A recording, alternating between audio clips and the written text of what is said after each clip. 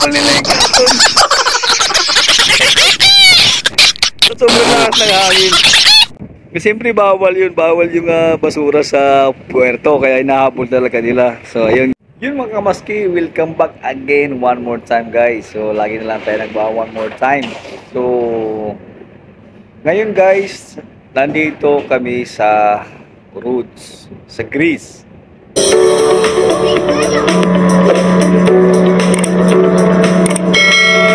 So, once again guys, MV Masibi TV here.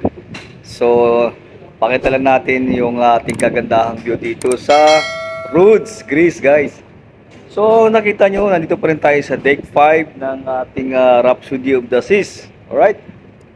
So, napakagandang terminal dito guys. So, mag-start tayo dito sa Blue Star Ferries.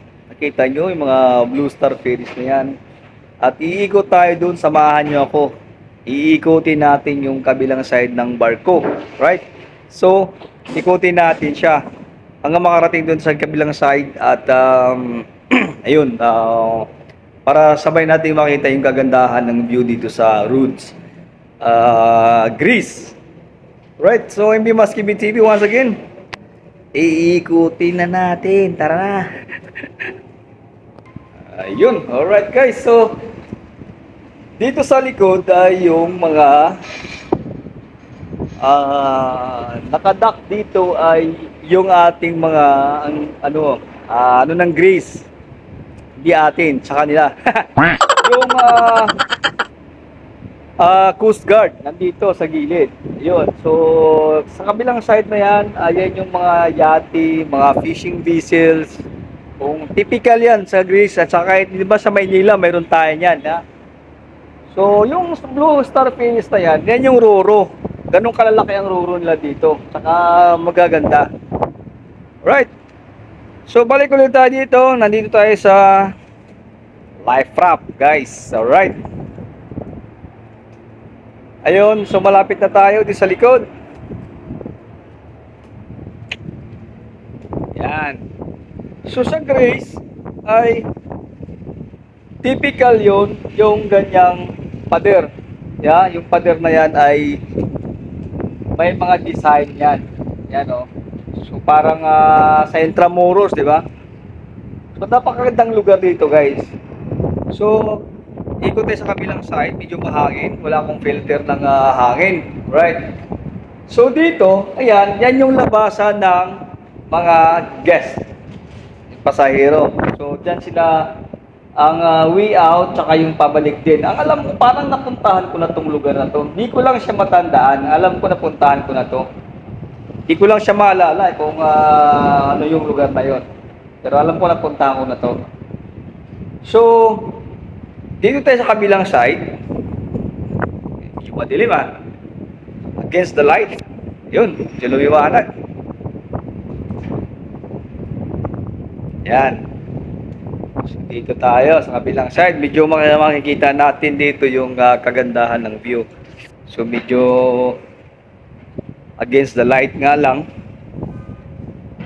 So, punta tayo sa kabilang side kasi nakakaharang yung David life, yung crane, yung David ng yung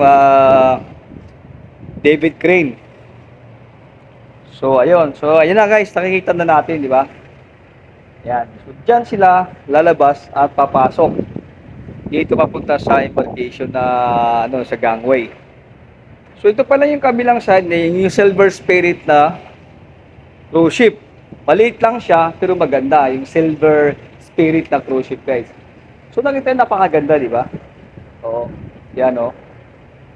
So nakita nyo, may submarine pa doon na naka-design lang siyang submarine pero actually hindi siya pumupunta sa ilalim. Right?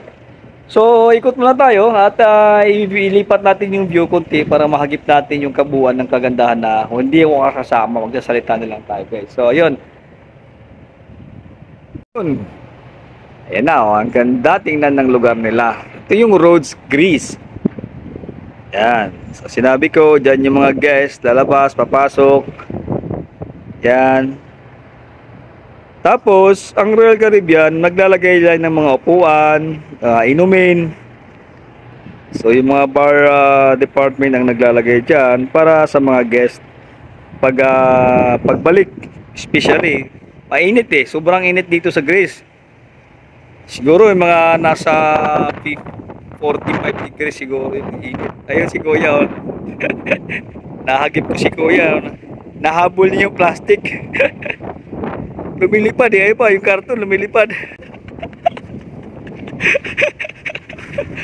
Oh my God, nahabol nila yung karton.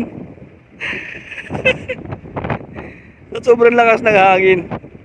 Siyempre bawal yun, bawal yung basura sa puerto, kaya inahabol talaga nila. So ayun guys, so banda roon, napakaganda ng lugar. Ayun ay ang Silver Spirit.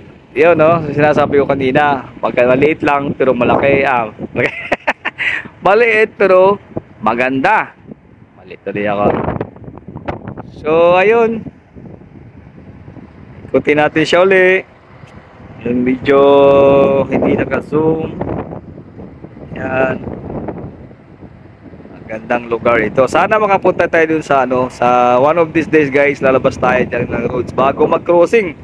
Sana makalabas tayo bago mag-crossing to US. Yan. Gandang lugar. So dito pa rin tayo sa deck 5 ng open deck ng kung saan yung mga live booths ng Rhapsody of this guys. So once again guys, MP Musky TV. Ayun mga kamaski, sana suportahan nyo aking channel guys. So tuloy-tuloy lang ating pag-subscribe, pag-likes, pag-share nating videos o world exploration ito. So kung saan ako mapunta, parang nandun na rin ako. Siya lagi sinasabi ko, kung saan ako napupunta ay parang nakarating na rin kayo sa dahil lang sa content ko. Thank you so much for watching. God bless everyone. MB Musky TV. Ciao.